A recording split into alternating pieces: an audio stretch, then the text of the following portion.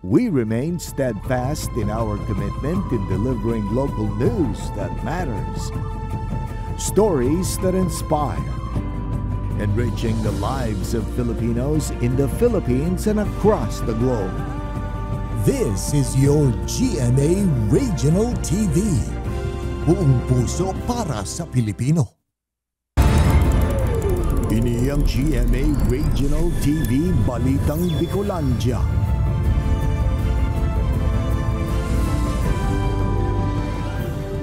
Diyos marhay na hapon mga kapuso, uni na ang Balitang Bicolandia. Hatod miyan pinakadarakula asin pinakabagong mga bareta sa Kabikolan. Kami ang tropa nin katotohanan, mahatod nin mga baretang mayong pigkikilingan, mayo nin pigpoprotihiran. Live halidigdi sa GMA Complex sa Naga City, ako po si Kate Dalovieres. 15,000 pesos na ayuda sa mga rice retailer na apektado kan price ceiling, pigpo na nang ipanaungon niyan na aldaw. Mga benepisyaryo nagpapasalamat sa naresibing ayuda na panghipno subuot sa pagkalugi puon kan ipinautob ang price ceiling. Ang detalye aramunta sa pagtutok live ni Chris Novello. Chris?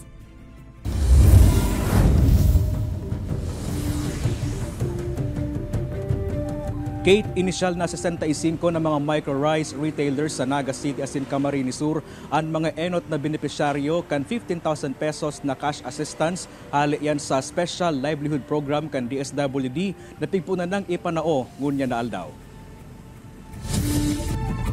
Pinuna nang i-distribute sa pirang rice retailer sa Camarines Sur na apektado kan price ceiling ang 15,000 pesos na ayuda gikan sa Department of Social Welfare and Development o DSWD. Saro sa mga nakaresibi kay ni si Juliet Palma kan Goa Camarines Sur na aminadong lugi makalisi pa bakal ang tindang well-milled rice sa 45 pesos per kilo as in regular milled rice sa 41 pesos per kilo como pagutob sa Executive Order No. 39 ni Presidente Bongbong Marcos. Mahal pa kaya subutan bakal nindakan bagas alagad di pinabakal maninisa pa bang kantidad. Pig 41 at saka 45 doon kami logi. Pero doon sa ibang ibang klase, yung mga special rice. Apwera kay Juliet, 60 pang mga nagtitinda ng bagas sa Camarines Sur ang kabale sa enot ng benepisyaryo kan nasambitan ng cash assistance para sa mga micro-rice retailer na apektado kan price cap. Ito po ay yung tugon ng ating pamahalaan dito sa mga suliranin na kinukuha ng ating mga small and medium enterprise para mabigyan sila ng assistance. Hagad man kan DILG sa mga lokal na gobyerno na makisumaro para masyerto na nasusunod ang implementasyon kan price ceiling. We're asking DILG sana through its local sanggunian to pass an ordinance para sa moratorium sana for a period of 2 weeks to 1 month. And if they want to make it longer period, okay lang. Ang idea is makasyon yung impact. Mientras tanto, padagos man ang pagigibong monitoring kan DTI asin iba pang katuwang na ahensya sa mga merkado sa rehiyon nga nang day matauaning tsansa ang mga taong mananamantala sa siring na sitwasyon. Kasi kapag hindi sila sumunod, the more na medyo mapapadelay yung penalty. Okay po? So, ang mag-issue actually ng notice of violation is the Department of Agriculture kasi sila yung may mandato.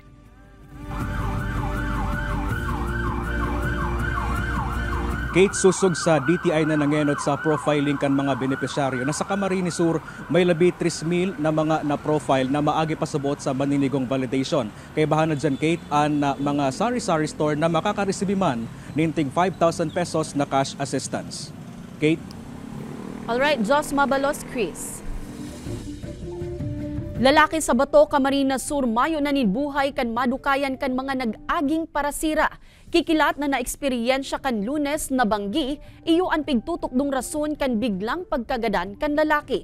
Uyan report ni Jessica Kalinog. Nakuanan sa CCTV ang pagtama kan kikilat sa Puunin Kahoy sa Barangay Liboton, Naga City pasado alas 12 kasuudma. Sigun sa mga construction workers sa lugar, bigla na sa nasubuot na nagliwanag. Sa kasinda na kadangog din makusog na pagsabog. Nagirigda ako diba sa barak, so nakailing ako dito sa parting iniyo. Maluwas nga ni kuta-kuta, may babakalon. Kaya lang, pag maantyas ako magluwas, biglang nag-ilaw, yun, nagputok na. Sa Banwaan, Maninbato, Camarines Sur, mayo na ninbuhay kan madukayan ang 26 anyos na lalaki sa porsyon kan Danau sa Barangay Salvacion. Pigtutubudan na tinamaan inin kikilat. Sigun sa Bato Municipal Police Station, bigla sa nang nagraot ang panahon kan bangging ito, asin haros 30 minutos man na nagdagos-dagos ang kikilat. Pero before ka ito, nagduman si biktima, kaibanan si father niya, para nga ni manggasira. So initially, apan katong oras na ito, katong nagkitkilat, yaon sinda sa salbasyon, tung sa lake duman sa salbasyon, nanggagasira. And dahil biglang nagraot si panahon, ining biktima nakitkilatan. Taga Barangay San Roque Madawon sa Banwaan ni Nabwa ang biktima. Lunad ang mag-ama kan magkasuway na baroto para magsira. Istorya ni Tatay Julito dahil niya na nahiling an sa iyang aki sa pigpwestuhan kaini kaya naghuna siyang nakapuli na ini kan magraot ang panahon. Kan kinaagahan na mayo pa ini. Tulos na siyang naghagad nin tabang sa paghanap digdi. Nag-apot ako kan bantay. Kung pwede nga niya ako, itong baroto nga niya ako. Kung niya itong bangka. Ito na nangyari, pinagakod na itong kan bangka, pinag-ila na. Paglataw kan sarong sa pinag-uupuan, naglutaw siya, nga niya ako, hindi ho, gadan na. May kwintas po ito, tapos may hikaw, pati ayami kang bangkay, may dugo na po sa talinga, tapos si kwintas po. Si silver po niya, parang nagka-putol-putol. Tapos ang bado po niya, iniparaknit po ini sa likod. Enot ng pigpaliwanag kan Pag-asa na kunyaon sa inan maitom na panganurod, yaon man an huma kan kitkilat asin pag-uran. Kaya kun mano tarana ini, tulos nang maghanap nin salbadong masisirungan asin ibitara nang magparaluwas pa. Kaibanan si Gerald Gandia, Jessica Kalinog, Balitang Bicolandia.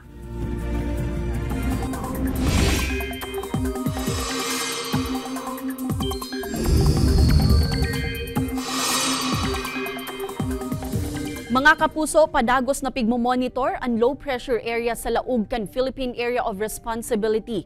Huri ining nanotaran sa 610 km sirangan kan Itbayan, Batanes asin sigun sa Pag-asa. Nagtitinir na hababa ang tsansa kaining maging bagyo. Alagad ang trough kan LPA asin ang pinapakusog kaining habagat. Ang padagos na mapauran sa pirang parte kan nasyon. Basado sa datos kan Metro Weather, may mga pag-uran sa Camarines Sur, Albay, Catanduanes, Masbate, asin Sorsogon. Piglalauman man ang tsansa nin pag-uran sa iba pang lugar sa kanasyon, kabale na ang dakulang parte kan Mindanao. Sa ginibong follow-up investigation kan Libmanan Municipal Police Station, mayo subuot ni nagluluwas na nangyaring pagpurbar na pagkua o pagkidnap sa sarong 5 anyos na aki sa Barangay Tarum. Iniman ang pigtawan duon asin pigklaro kan hepatura sa saindang social media post. Sa ibong kaini, padagos man subuot ang pagbantay ninda sa seguridad sa bilog na banwaan tanganing masyertong mayong maraot na mangyayari.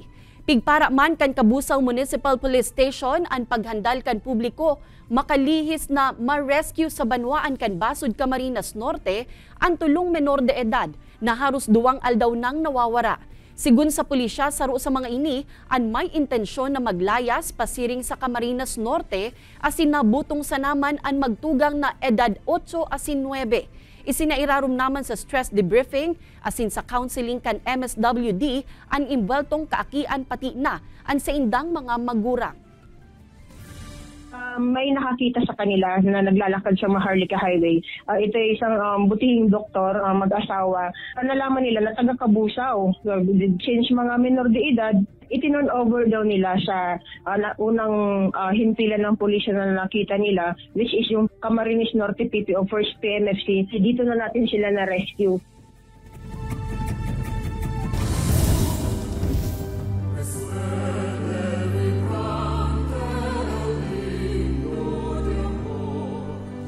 Labi 30 contingents nagpartisipar sa Regional Scouts Parade, DBC asin DXMC Exhibition. SPED learners di iman nagpahuri sa ginibong parada. Yan asin iba pang detalye aramunta sa report ni Chris Novello.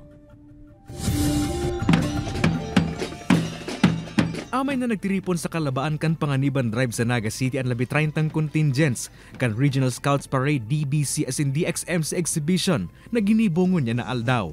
Ang nasambitan ng mga contingent, Pigbibilog kan man na inlain eskwelahan sa Naga City asin Camarines Sur. Bantang haros mapano man din mga paradalan ang mga gilid kan mayor na tinampo sa syudad, kasabay kan nasambitan ng aktibidad. To promote and celebrate the Boy Scout and Girl Scout organizations in large gatherings such as this, apwera kan mga contingent sa Boy and Girl Scout, DBC asin DXMC, daima nagpahurian mga SPED o Special Education Learners siring kan mga estudyante kang Naga Central School 2. Pagpapahiling subot ininakaya kan mga SPED learners na makipagsabayan sa siring na mga aktibidad sa ibong kansaindang kondisyon. Capable naman sila na makarinig ng drums, ng mga musical instruments, and they can follow. So they are capable, kaya nila kahit may mga special needs sila. Huli sa pigdala o mga paburobagong panahon, mas pigaan naman subot kan mga partisipante ang aktibidad. Si dati may pumpig, prepare para maging matibay sinda. Maski init, kayang-kaya nindang sa baton, unya na pagmamarcha ninda. Alaga na iman giraray nalikayan ay guwang mga partisipante na nanluya asinaw araning malay na tulos man na pigrespondihan kan mga medical team. Sa aga asin sa maabot na Biyernes, may mga nakalinyada pang dakulang aktibidad sa syudad, katakod kan Peña Francia festivities, kaya mahigot man giraray ang ilalatag na seguridad sa Naga City. Sa ngayon ay nailatag naman natin ang ating security forces along the way, and of course kasama na rin yung ating mga medical personnel para sa health service natin. Kebanan si Jovel Ubiso, Chris Novelo, Balitang Bicolandia.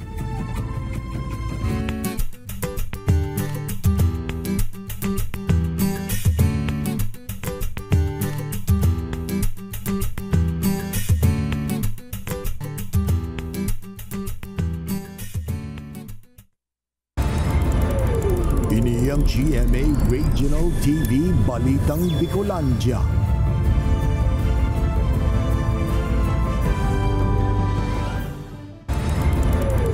Ini ang GMA Regional TV Balitang Bicolandia.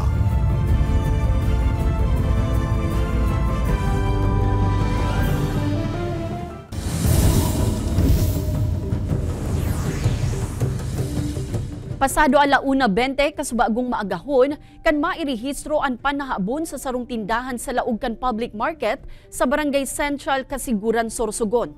Anasambitan ng insidente nahagup kan CCTV sa lugar kung sa pigtutubudang nag-agi ang sarong lalaki sa kisame kan tindahan. Kan nakalaog na, piglibot mo na kaini ang tindahan antes kinua ang benta. Huli tapirang beses nahagup sa CCTV ang lalawgon kaini, makakatabang subuot ini sa mga otoridad para masusog ang nasambitan ng suspetsyado. Sa ngunyan, pigaaram pa ang kabilugang kantidad na nalalay kan sospek. Arestado ang 37 anyos na lalaki sa kinundusir na buy-bust operation kan mga otoridad sa Barangay Matnog, Basud, Camarines Norte. Ang nasambitan ng sospek, residente subuot kan Bacoor, Cavite. Nakumpiskar sa nasambitan ng operasyon ang kinakarkulong nasa 30 gramo kan pigtutubudang shabu na nagkakantidad ng 204,000 pesos. Mientras tanto, sarong pigkukonsiderar na miyembro kan Ray Gutierrez Drug Group ang naaresto man sa suhay na operasyon sa Barangay Mancruz, Daet, Camarines Norte. Nakuadigdi ang nasa 25 gramo kan iligal na droga na nasa 102,000 pesos ang kantidad. Sa ngunyan, nasa kustodiya na kan mga otoridad ang nasambitan ng mga nadakop na suspetsyado para sa maninigong disposisyon. Huli sa babang presyuhan kan kopra asin bunga nin nyog, padagos an agrangay kan mga paranyog sa banwaan nin Labo, Camarines Norte. Kaya ang sarong Coconut Farmer Association sa Banwaan, nagbilog na nin inobasyon para sa produksyon kan iba pang byproducts na gikan sa nyog. Ang sabaw kan nyog, pwede pa subuot na mapakinabangan sa paagi kan paggibo ni natural coco sauce o toyo, coco vinegar asin coco juice sa tabang kan mga ahensya kan DOST asin DOLE. Pigsyarto man kan grupo na dai kaini maaapektaran ang kopra and whole nut production, alagad makakadagdag ini sa kita kan mga paranyog. Aminado man ang grupo na sa ngunyan, Nadidipisilan pasinda sa pagpapabakal kan nasambitan ng mga produkto, ulit ang mas dakul man giraray ang nagsusuporta sa mga branded na produkto. Andiyan na po siya yung mga equipment namin. Meron naman po kaming processing na build up na namin yung processing, kaya lang hindi pa kumpleto. Ngayon po, dito nga kami mag-i-start sa mga trade fair para i-promote namin yung aming product. Validity kan mga driver's license na nagpasok kan Abril 3 ngunya na taon, pinalawig susog sa LTO. Kakulangan sa plastic cards para sa driver's license, rason kan extension sa validity kan mga lisensya. Uyan report ni Chris Novello.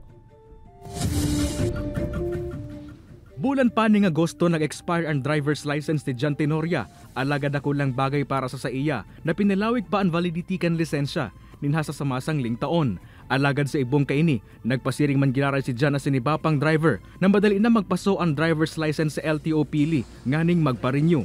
Okay man, kaso itong itong plastic card, kapag nag-renew kang ngunyan, mayo papapil pa ng GAD. Tig-renew ko na nga ng ngayon tayo namada ko. Saka depensa sa mga na-aksidente, igwa kang papel talagang Huli kaya sa kakulangan kan plastic cards para sa driver's license.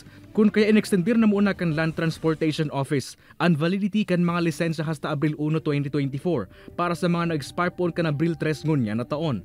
Dahil man sisingilon ang mga license holder ng surcharge o penalidad. Madanay ang validity kan mga nagpasong lisensya hasta sa igwa na giraray available na mga plastic card. Kaya po dahil makahiro po talaga ang opisina asin ang DOTR po sinag-procure whole po tapos. Nakadagdag kaya sa pagkapindiente kan procurement kan DOTR sa plastic cards kan mga driver's license ang Temporary Restraining Order or TRO na pinilawas kan korte sa manufacturer kaini.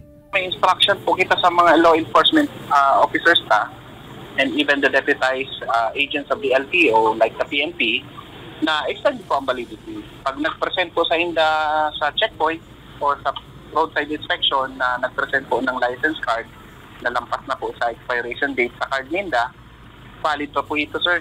Kay banan si Jovel Ubiso, Chris Novello, Balitang Bicolandia. Duwang aki sa Banwaan nin Magaraw, Camarines Sur, benepisyaryo kan libreng pagpapaklase poon kinder hasta grade 6. Hatud ang programang ini kan Magaraw Municipal Police Station asin sinelyuhan sa paagi kan signing of Memorandum of Agreement sa pagultanan kan paryentes kan mga benepisyaryo asin hepe kan hepatura. Ang duwang aki dagdag sa duwa pang scholars kan hepatura kung sain ini ang sa indang napili. Huli kan sitwasyon kan duwa na mayo na nin mga magurang asin solamenteng ang mga tiyaon na ang nagaataman. Sisimbagon kan hepatura ang uniforme gamit sa eskwela asin ang sa indang mga pangmatrikula. Labi man ang pasasalamat kan tiyaon kan duwang aki nin hulita may papadagos na kan mga ini ang sa indang pagklase. Pangiturugan kan duwang aki na incoming kinder asin grade school na maging sarong pulis.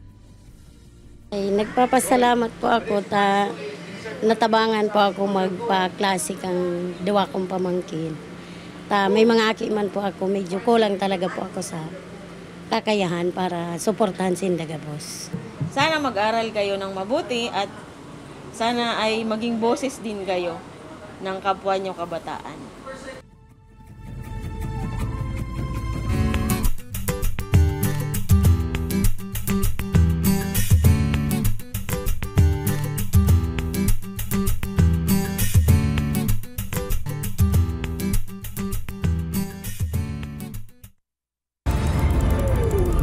Ang GMA Regional TV Balitang Bicolandia.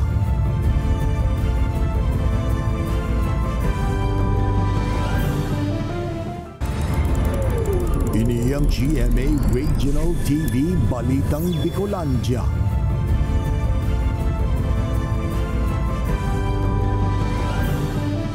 Mga motorista reklamo ang pigbugtak na harang o bagat kan DPWH sa sarong tulay sa Labo, Camarines Norte. DPWH nilinaw na obheto kaining malikayan ang aksidente sa lugar. Uyaan report.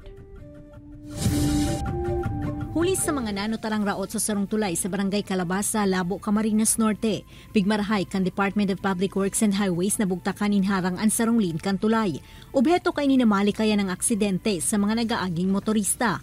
Alagad ay nagustuhan kan mga driver hulitan nagpaiot na ang tinampo. Sarong tricycle pangani na kargado nin kopra na dipisila na makabalyo sa tulay. Nanutaran man ang paghalik kan dai pa nabibistong mga persona sa pigbugtak ng barandilya kan DPWH. Apoy ra kaini, nagwalat pa ni mensahe ang may kagibo kaini na pighuhumaan ang mga mauot na magbalik sa hinaling harang. Nahihirapan po yung mga tricycle na dumadaan po dito at lalong hit po yun pong mga may sakit ay dadaan po dito ay nagkakaroon po ng pag-transfer. So ibig sabihin, nahihirapan po yung ating mga mamayan dito po sa barangay ng Calabasa. Nakaabot naman sa kaaraman kan DPWH ang nagrangay kan mga motorista. Hagad kan mga ini ang pag-intindi kan kabos, alaga tinauan doon na binugtak ning daan na sambitan ng haranganing malikayan ang aksidente. Sigun sa ahensya, basado sa saindang assessment, total replacement na subuot ang kaipuhang gibuhon sa tulay. Alagad man tang dai pa ini narirealisar, sulamenteng ang mga three-wheeled vehicle muna ang pwedeng mag-agi digdi.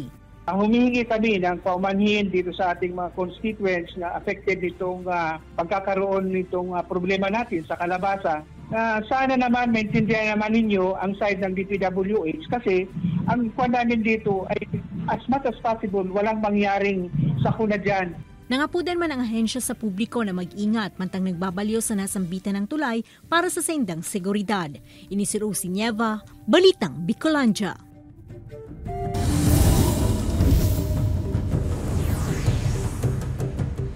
Pirang mga residente sa Banwaan, Canda at Camarines Norte ang nagsairarum sa training gamit ang mga makabagong kaaraman sa irarum kan kasangga sa kabuhayan program kan Municipal Agriculture Office asin sarong pribadong kumpanya.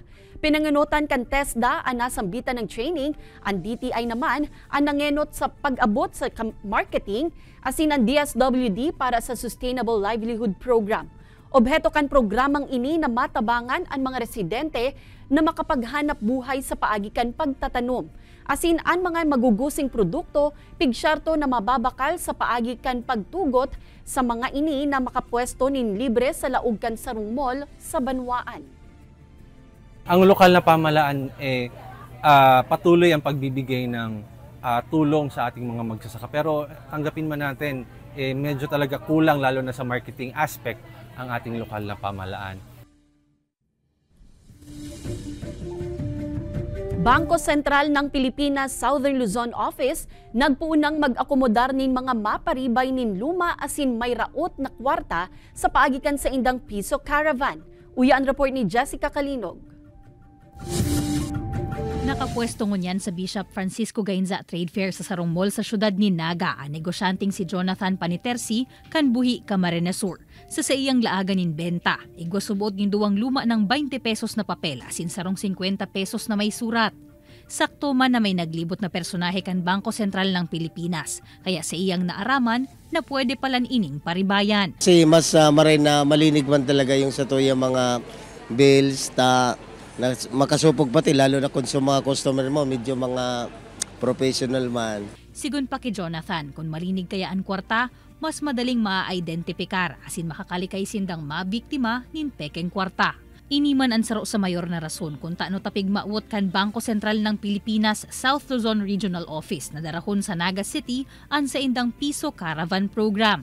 Puun Setyembre 12 hasta 14. Tuyong alas 10 nin aga hasta alas 4 nin hapon, bukas ang sa indang booth na ini sa Bishop Gainza Trade Fair. Nganing mag-akomodar nin mga luma, maati, may damage, asin mutilated na kwartang papel asin barya. We are setting the limit on a daily basis. So kung nag-exceed ka na sa limit, pwede ka pong bumalik the following day. Just bring your banknotes and coins sa booth namin for us to be able to determine kung meron siyang redemption value para po mapalitan on the spot.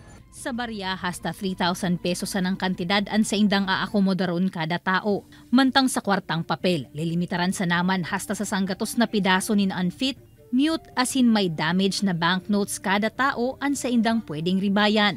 Bukas ang tulong aldaw na piso caravan sa gabos na maot mag-aprobitsar kaini, Bicolano man o mga bisita, gikan sa man iba-ibang lugar sa nasyon. Kaibanan si Gerald Gandia, Jessica Kalinog, Balitang Bicolandia. Pirang atraksyon sa Albay planong inominate kan lokal na gobyerno na maging parte kan UNESCO World Heritage Site. Uyan istorya ni Rosie Nieva. Day na pugulang mapawaw kan mga turistang sindaed na asin Mary Grace, nagikan pa sa Quezon Province asin Cavite, makalihis makaabot sa Kagsawaruin sa Banuaan kan Daraga Albay. Day kaya makatubod ang mga ini, nadawa pirang taon na ang nag-agi, na preserbar pagiraray ang lugar na simbolo kan pag-alboruto kan Bulkang Mayon. First time ko pong pumunta dito, ayan po, napakaganda po pala ng Kagsawa. Ayan po ang Mayon Volcano. Napakagandang lugar nitong Kagsawa. At sana maalagaan mabuti. Sa ikaduwang pagkakataon, plano kan lokal na gobyerno na inominate ang Kagsawa Ruins asin ang mismong Bulkang Mayon, kabali na ang Budjao Ruins sa Banyadero, asin ang mga simbahan kan Daraga asin Kamalig para mapabali sa UNESCO World Heritage Site. Kasabay kay niyan pagpirma sa sarong Joint Executive Order kan LGU Daraga asin Kamalig, simbahan asin ang Provincial Tourism Office para matutukan ang nasambitan ng plano. Will undergo challenges kasi maraming mga technical requirements. So kailangan natin yung mahanap yung mga tamang tao na pwede makatulong sa atin. Suportado man kan historia na si Professor Danny Herona ang nasambitan ng kamauotan nganing maipahiling bako sa nasa Bicol alagad maging sa iba pang parte kan Kinaban ang gayon asinyaman sa historia kan rehiyon. Iyon po kaya ang pinakagaron sentro kang destruction kang si eruptions. Not only kan 1814 but of these other previous eruptions. Kaya medyo naging prominent na maray ang role sa history kang Kagsawa and Daraga and of course ang Budjao. Ini si Rosie Nieva, Balitang Bicolandia. Madadalan ang episode na ini asin iba pang pinakahuring lokal na bareta sa official website kan GMA Regional TV, www.gmaregionaltv.com. Pwede man kamong magbisita sa samuyang official YouTube channel, GMA Regional TV, asin i-click ang subscribe button para sa pinakamaiinit na bareta hale sa man-ibaybang rehiyon. Mabalo sa mga kapusong Bicolanong nagantabay, maging sa mga kapuso nyato abroad, ninhulita sa GMA Regional TV Local News Matters. Asin yan ang pinakadakula asin mainit na bareta sa Kabicolan. Ako si Kate Dalovieres, kami ang GMA Regional TV Balitang Bicolandia, bilog na puwersa para sa mas dakulang misyon asin mas mahiwas na pagserbi sa nasyon.